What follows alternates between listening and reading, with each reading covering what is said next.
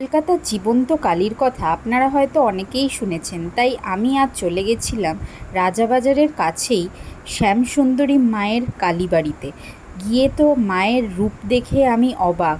দূর দূরান্ত থেকে প্রচুর ভক্তরা প্রত্যেক দিন মায়ের দর্শনে আসেন আর আশীর্বাদ নেন।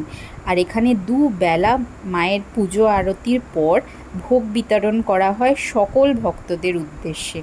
আর জানতে পারলাম গিয়ে, সামনে যে স্নানযাত্রা উপলক্ষে মায়ের গর্ভগৃহে ঢুকে আপনারা মাকে প্রণাম করতে পারবেন। মেয়েরা শাড়ি পরে আর পুরুষেরা ধুতি পরে মায়ের গর্ভগৃহে প্রবেশ করতে পারবেন। দিনটা আমাদের খুব ভালোই কেটেছিল। মা, আমি, ভাই গেছিলাম, আমরা প্রসাদও পেয়েছিলাম, খুব ভালো করে পুজোও দিয়েছিলাম। দিয়ে এইভাবেই আমাদের দিনটা কাটলো। আর একবার বলো সবাই মিলে, জয় শ্যামসুন্দরী মায়ের জয়।